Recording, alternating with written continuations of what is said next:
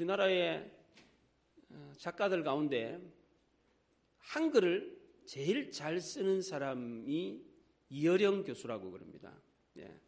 국문학자이기도 하지만 한글의 의미를 정확하게 잘 이해하고 한글을 제일 잘 쓰는 사람이 이어령 교수라고 그럽니다. 글을 좀 읽는 분들은 이어령 교수를 다 아는데 한국의 최초로 기호학을 소개한 분이기도 하고 일본 사람들이 제일 존경하는 문인을 꼽으라 그러면 이어령 씨를 꼽습니다. 축소지향적인 지향의 일본인이라고 하는 책을 써가지고 일본 사람도 아닌데 어떻게 일본 사람이 이렇게 잘하냐. 그래서 이어령 교수를 존경하게 되었습니다. 김대중 정부 시절에 새천년 준비위원장을 하면서 이분이 2000년을 맞이하면서 2001년 새로운 밀레니엄을 준비한다라고 하는 차원에서 무슨 유물을 묻었어요. 유물을 땅에다 묻으면서 나중에 후세대가 100년 후에 1000년 후에 이 유물을 발견할 때에 이 시대에 이런 사람이 살았다라는 것을 보여주기 위해서 유물을 묻었는데 아주 샤머니즘적인 미신적인 유물을 묻었어요. 이랬던 사람이 예수 믿고 기독교인이 되었습니다. 그랬던 이유는 사랑하는 자기 딸과 손자 때문이었습니다. 딸이 암 판정을 받아가지고 2번, 3번 수술을 받았는데도 차도가 별로 없었습니다. 설상가상으로 그 딸의 아들인 손자가 장애인이 돼버렸습니다. 딸이 이 아들을 고치기 위해서 하와이로 건너갔을 때에 이어령 교수가 부인과 함께 하와이로 건너가서 딸에게 그랬습니다. 너는 한국에 돌아가서 수술을 받으라. 우리가 손자들을 돌볼 테니까. 그러면서 하나님께 처음으로 기도를 드렸습니다. 하나님, 내 딸이 시력을 잃어서 나를 볼 수 없는 것을 내가 견딜 수가 없습니다. 제 딸의 눈을 고쳐주십시오. 내 딸에게서 빛을 거두지 아니하신다면 내 남은 삶을 주의 종으로 살겠습니다. 처음으로 진실되게 기도를 했습니다. 그런데 놀라운 일이 일어났습니다. 한국에 눈 수술을 받으러 갔던 딸이 수술을 받으려고 그러는데 의사들이 그럽니다. 망막이 다 나았다는 거예요. 이게.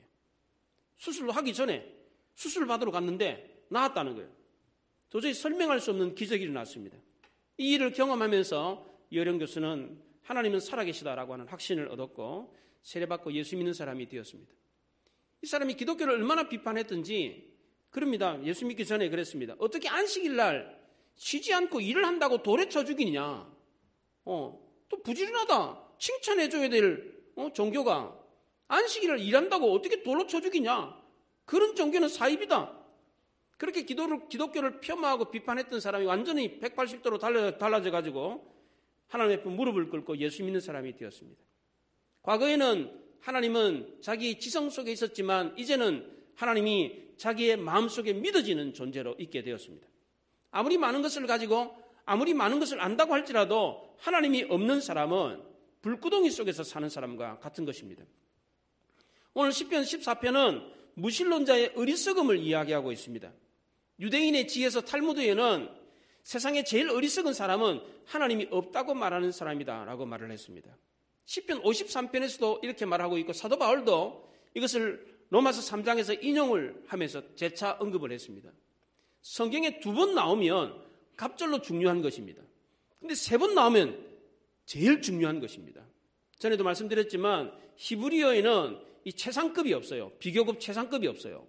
그래서 반복을 하는 겁니다. 2번 반복하면 굉장히 중요한 것, 3번 반복하면 제일 중요한 겁니다. 3번 이 얘기가 똑같이 성경에 나옵니다. 그러니까 이게 얼마나 중요한 이야기입니까? 저는 참 놀랐던 게 오늘 우리가 교동문을 우리가 낭독을 했지 않습니까?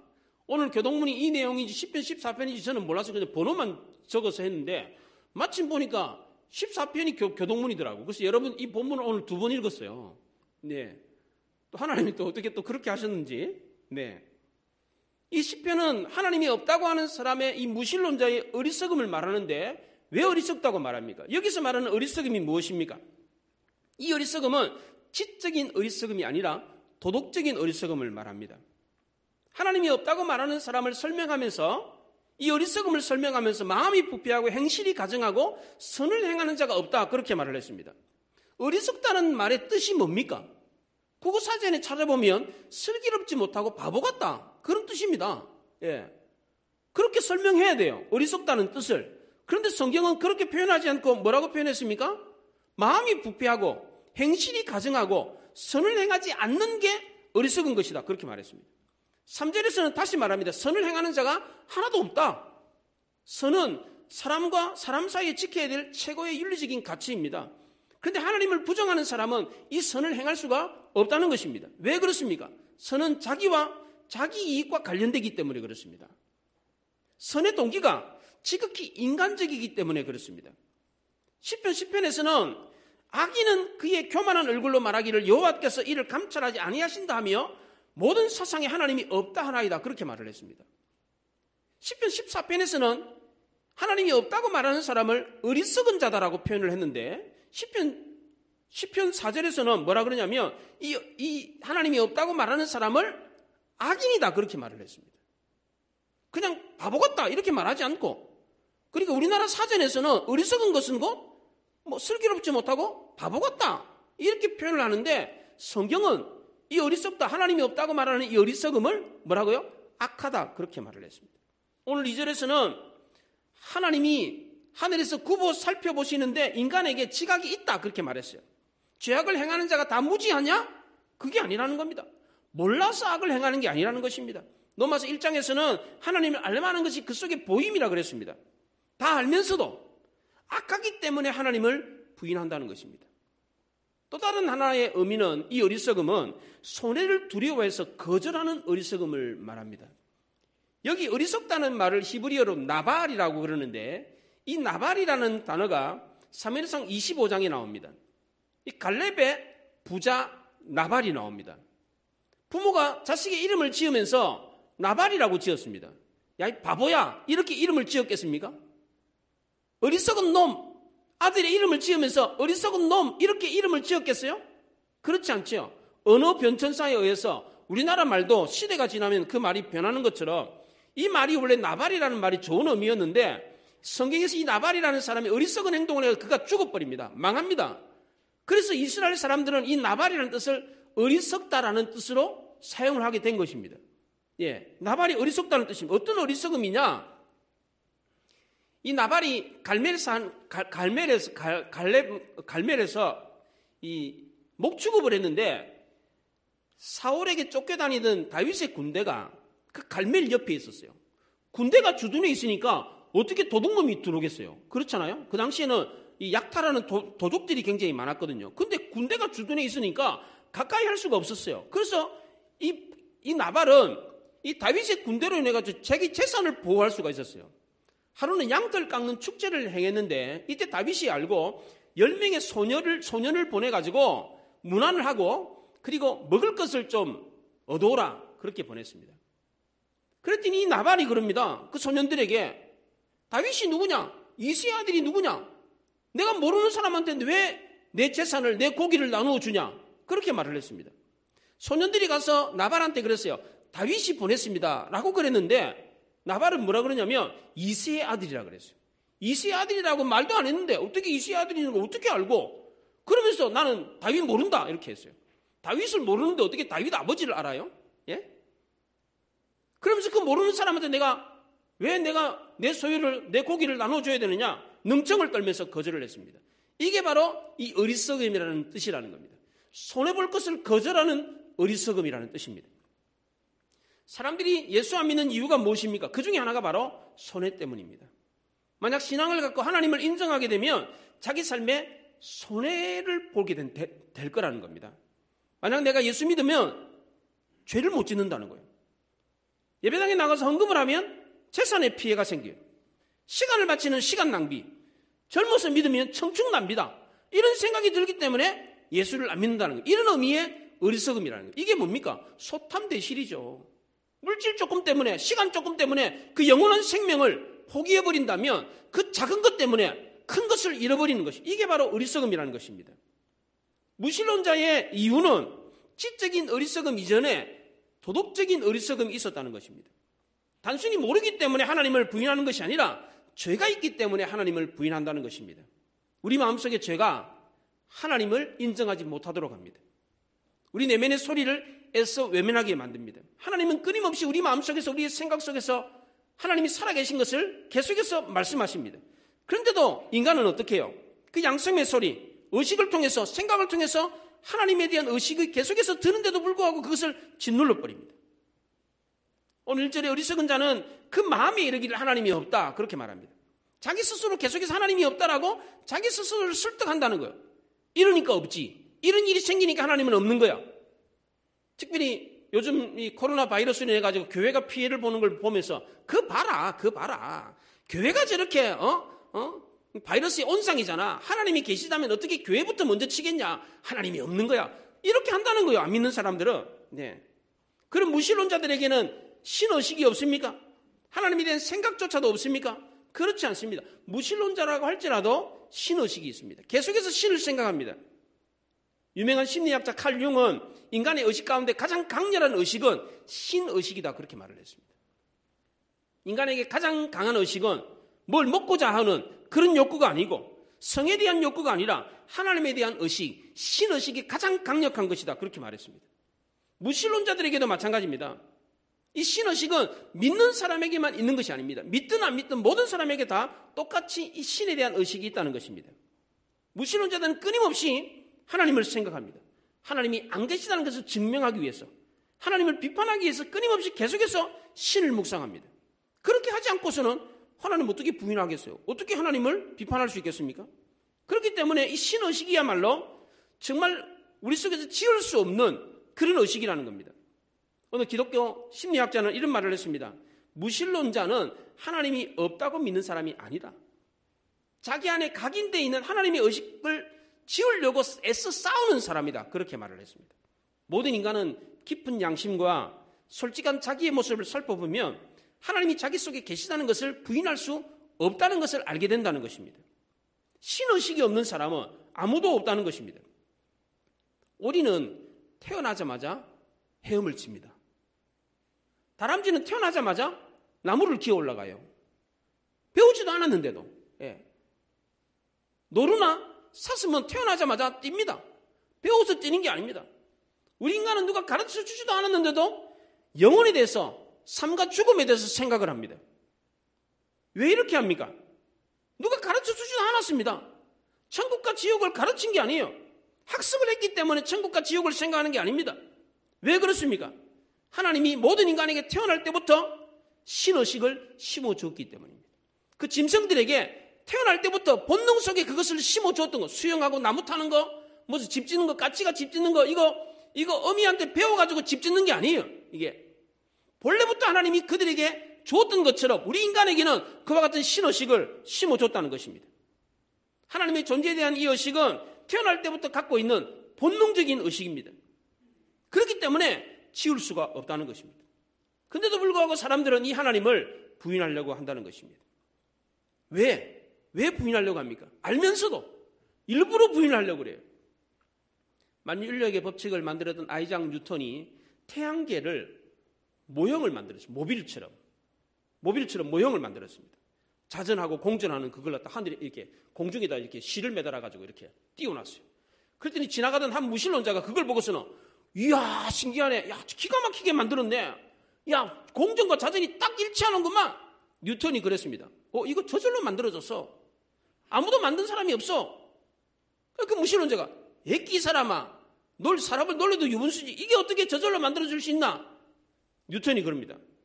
아니 이거보다 더 훨씬 크고 더 정교한 그 우주도 저절로 만들어졌다고 하면서 내가 이거 뭐 조그맣게 조잡하게 만드는 거 이거 저절로 만들어졌다는 걸 못 믿어?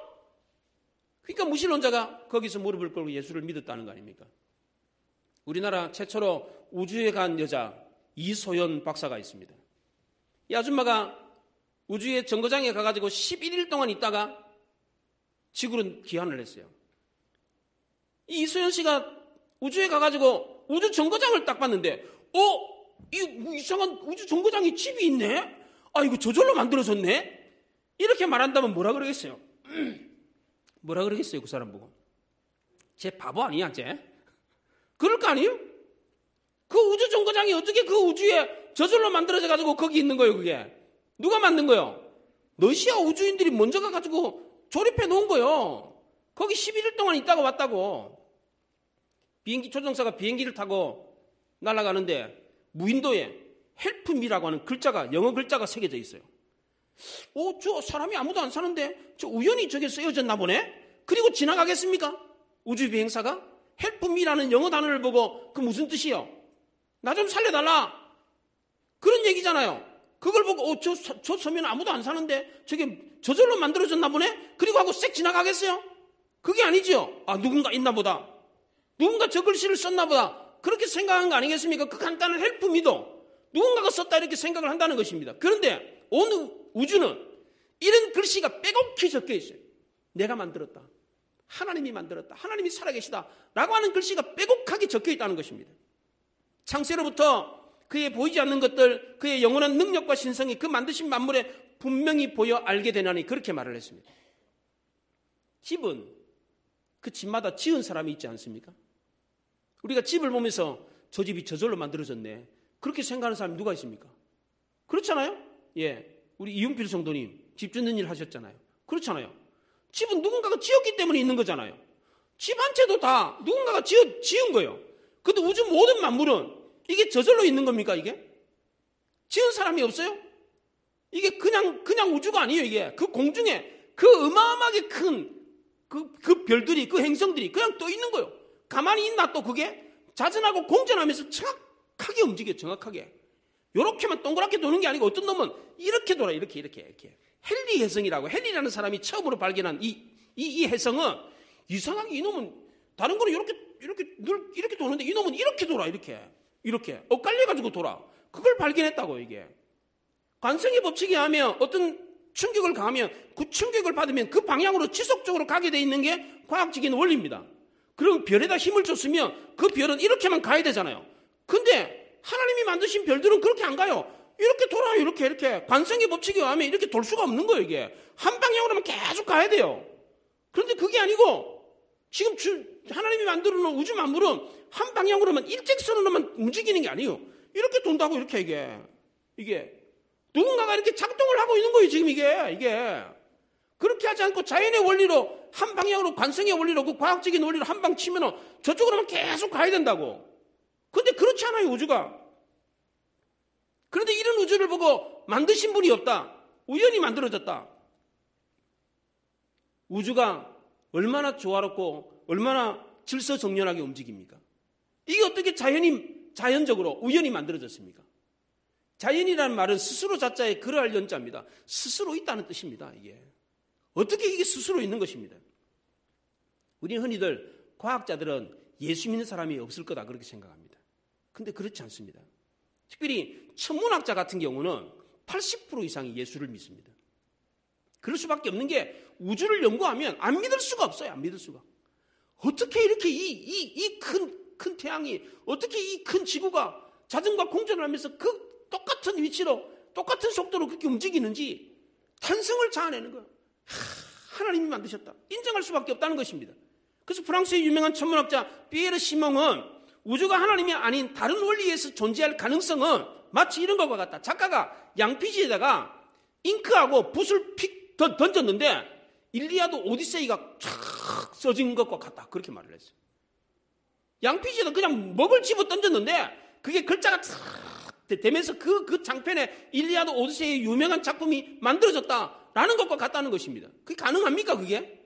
우주 모든 만물이 그냥 집어 던졌는데 그 집어 던진 우주 만물이 정교하게 자전과 공전을 하면서 그 어마어마한 어마어마하게 큰 그 별들이 그냥 마구잡이로 움직이는 게 아니고 질서정연하게 그렇게 조화롭게 움직여가고 있는 그것은 마치 양피지는 먹을 던졌을 때 일리아드 오디세이 글자가 새겨지고 작품을 만든 것과 같다.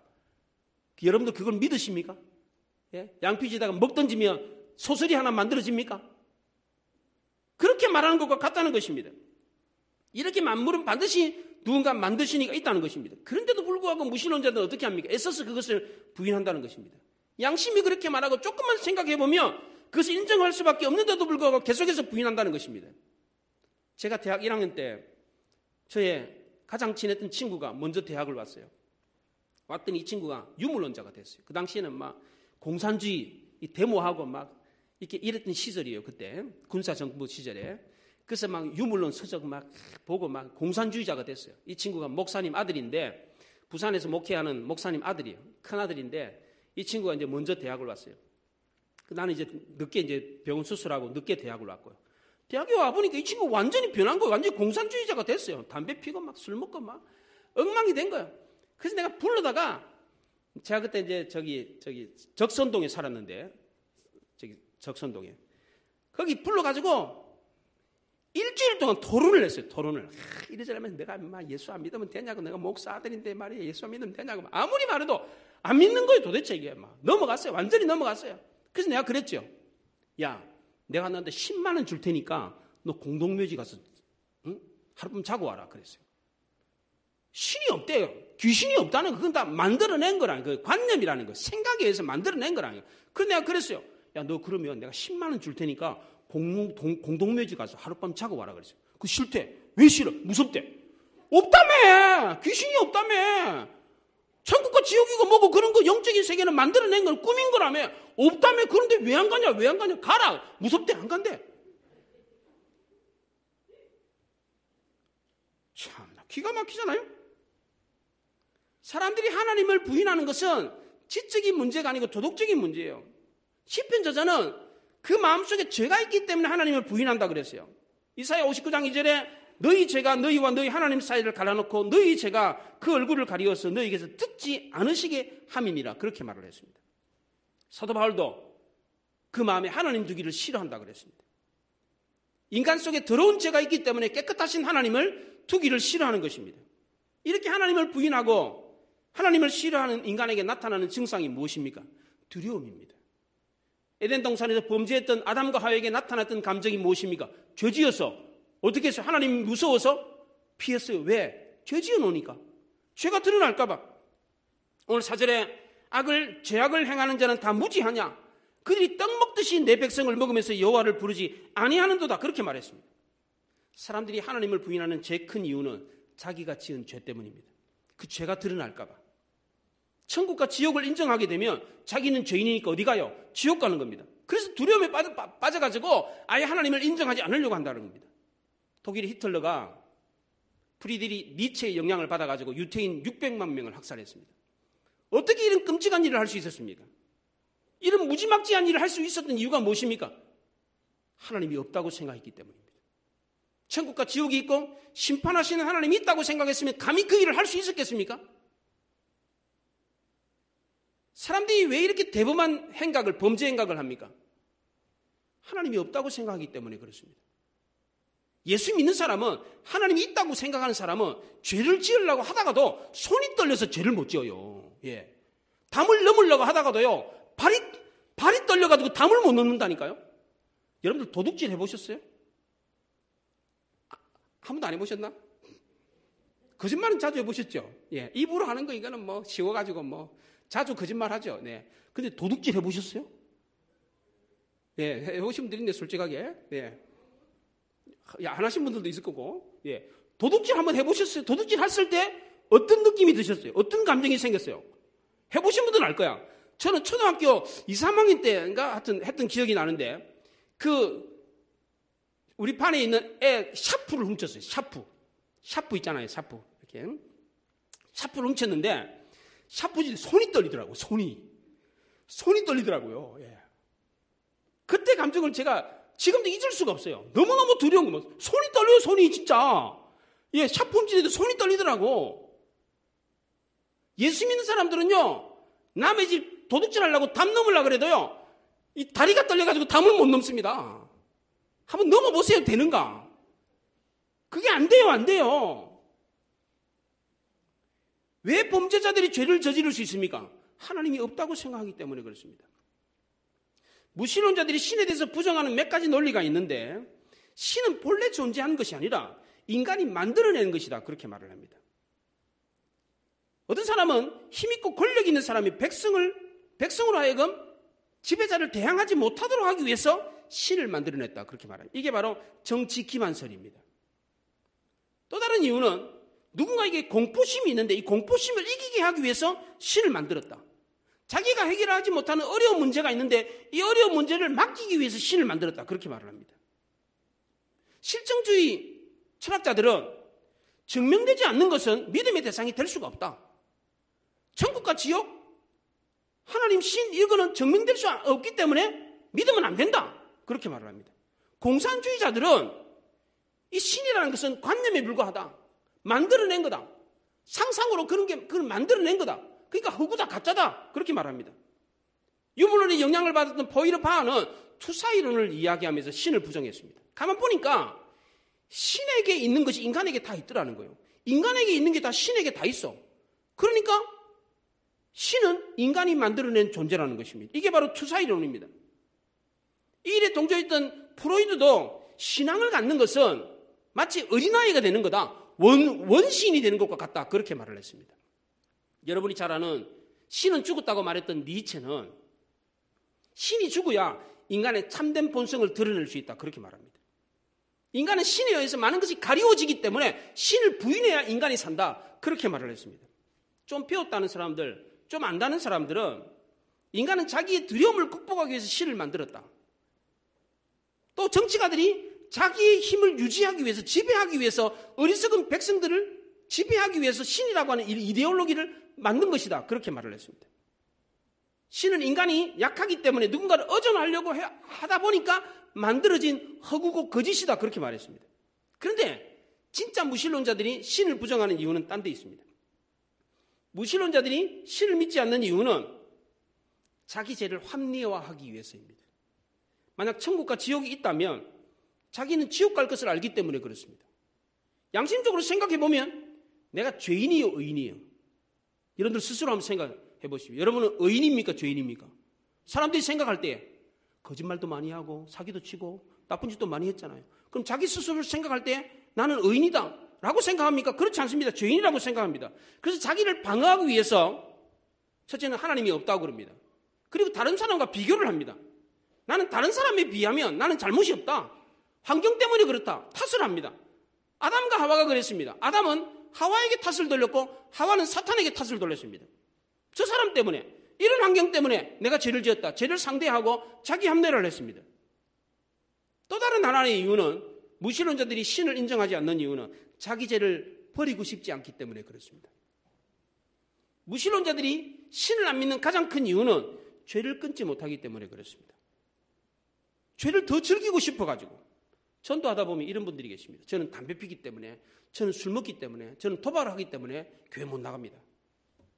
예수 믿으면 금욕해야 되니까 그거 하기 싫다는 거예요. 그래서 안 믿겠다는 겁니다. 물론 교회 다니면서 뭐 술, 담배하고 뭐 도박하고 나쁜 짓 하는 사람도 있어요. 그렇지만 나는 그렇게 하기 싫다는 거예요. 그렇게 하는 사람은 더 나쁜 사람이라는 거예요. 자기는 마음 편하게 즐기고 싶어서 교회 안 다닌다는 거예요. 왜 사람들이 교회를 안 다닙니까? 죄의 낙이 있기 때문에 그렇습니다. 죄를 지을 때 어때요? 짜릿한 게 있어요. 그게 훔쳐먹는 사과가 더 맛있다고. 예.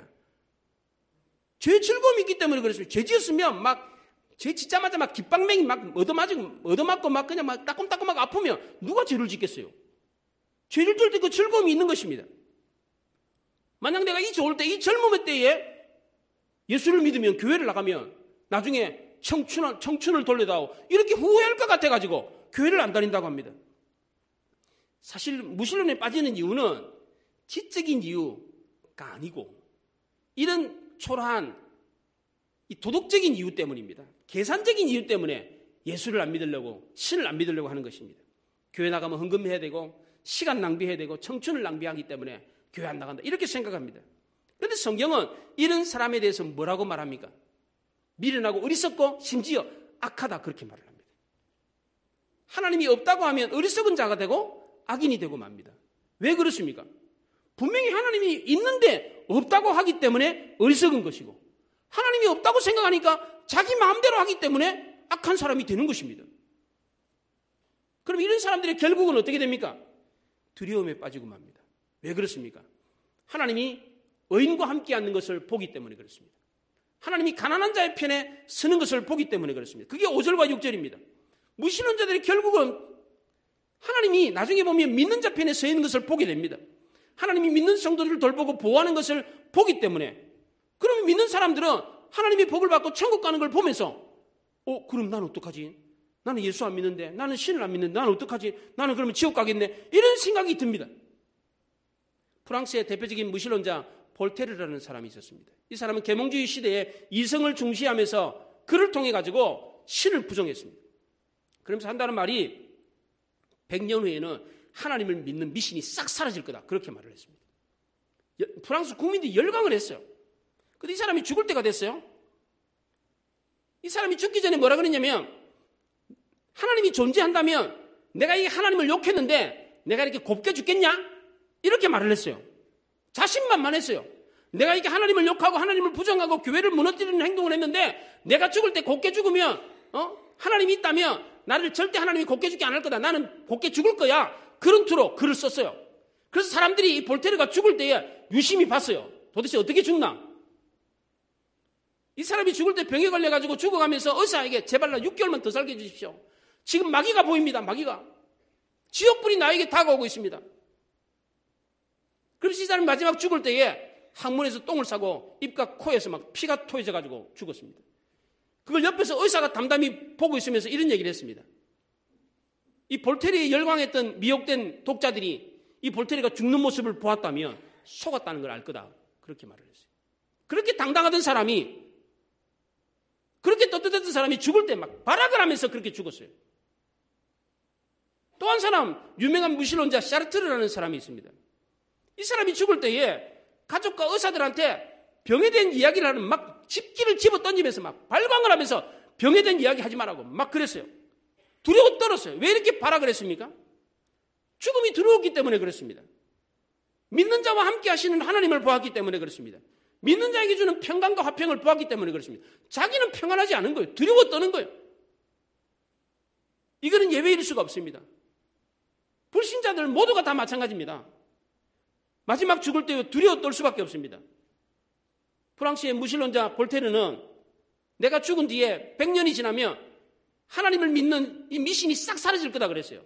근데 볼테르가 죽은 지 200년이 지났습니다. 지금 하나님을 믿는 미신이 사라졌습니까? 전 세계의 교회가 세워져 가지고 예수 믿는 사람이 얼마나 많아졌습니까? 더 기가 막힌 것은 그 볼테르의 미신적인 그 무신론의 책들을 인쇄했던 그 인쇄소가 지금은 성경 찍어내고 있어요. 신은 찍었다고 말하는 니체라는 사람도 죽을 때 미쳐서 죽었습니다. 이 사람이 죽기 전에 이태리의 토리노라고 하는 그 올림픽 열렸던 그 토리노 정신병동에서 죽었는데 10년 동안 정신병을 앓면서 미쳐서 죽었어요. 죽을 때 주위에 여자들이 가득 둘러쌌어요. 니체가 제일 싫어했던 게 여자예요, 여자. 예. 이모, 숙모, 고모, 누나, 여동생 다 딸만 있었어요, 딸만. 그래가 여자들한테 지어가지고 여자를 엄청 싫어했어요. 근데 죽을 때 여자들한테 쌓여가지고 그러면서 미쳐가지고 죽었어요, 니체가. 여러분 주위에 예수 안 믿는 사람들이 있습니까? 하나님을 부인하는 사람들이 있습니까? 반드시 죽기 전에 복음을 전하시기 바랍니다. 여러분이 못하신다면 복음을 전할 수 있는 전도팀을 데려가시든지 목회자에게 얘기를 하든지 꼭 그래서 복음을 전할 수 있기를 바랍니다. 불신자들 중에 죽음을 앞두고 두려워 떨지 않는 사람은 아무도 없습니다. 왜 그렇습니까? 자기가 갈 곳이 정해져 있지 않기 때문에 그렇습니다. 죄에 대한 심판이 있다는 것을 알기 때문에 그렇습니다. 자기가 죄인이라는 것을 알기 때문에 죽음 앞에 두려워 떨지 않는 사람은 아무도 없습니다. 논어에 이런 말이 있습니다. 새가 죽을 때는 그 소리가 슬프고 사람이 죽을 때는 그 말이 진실하다. 그렇게 말을 했습니다. 사람들 죽을 때 자녀들한테 뭐라 그럽니까? 야, 내가 죽고들랑 누구누구 찾아가가지고 미안하다고 말 좀 전해주라. 야, 누구누구한테 돈 좀 갚아라. 내가 얼마 꿨는데 내가 안 갚았다. 이런 얘기를 하시는 분들 계세요. 있다고요. 왜 그렇습니까? 자기 죄가 생각나기 때문에 그렇습니다. 자기가 죄인이라는 사실을 알기 때문에 그렇습니다. 죽기 전에 교만할 수 있는 사람은 아무도 없습니다. 이어령 교수도 그랬습니다. 자기가 세계 최고의 지성인인 줄 알았어요. 예, 한국에서 최고의 지성인이었습니다. 그런 그가 딸의 죽음 앞에서 머리를 떨구고 말았습니다. 볼테르도 그랬고 사르트르도 그랬고 니체도 그랬습니다. 지성인들만 그렇습니까? 그렇지 않습니다. 평범한 우리도 마찬가지입니다. 죽음 앞에 하나님의 심판대 앞에 섰을 때 두려워 떨지 않고 머리를 빳빳하게 들 수 있는 사람은 아무도 없습니다. 여러분 주위에 무신론자들이 있습니까? 주저하지 마시고 찾아가서 복음을 전할 수 있기를 바랍니다. 그들에게도 하나님이 살아계시다는 것을 전할 수 있기를 바랍니다. 사실 그분들도 이미 다 알고 있어요. 안 배워서 모르는 게 아니에요. 우리가 태어날 때부터 수용을 할 수 있는 능력을 까치는 태어날 때부터 부모한테 배우지도 않았는데 집 짓는 능력을 가지고 있었던 것처럼 인간은 태어나자마자 신에 대한 의식을 가지고 있었어요. 조금만 생각하면 하나님이 살아계시다, 하나님이 나를 보내셨다는 사실을 알아요. 천국과 지옥이 있다는 사실을 알아요. 우리가 이 사실을 얘기하면 그들은 귀를 기울일 수밖에 없습니다. 왜? 그 의식 속에 그 생각이 있기 때문에 그렇습니다. 그러니까 여러분들 주저하지 마시고 여러분 주위에 믿지 않는 사람이 있다면 담대하게 복음을 전할 수 있기를 바랍니다. 그래서 여러분을 통해서 주위에 많은 사람들이 예수 믿고 주께로 돌아오는 역사가 일어날 수 있기를 바랍니다. 기도하겠습니다.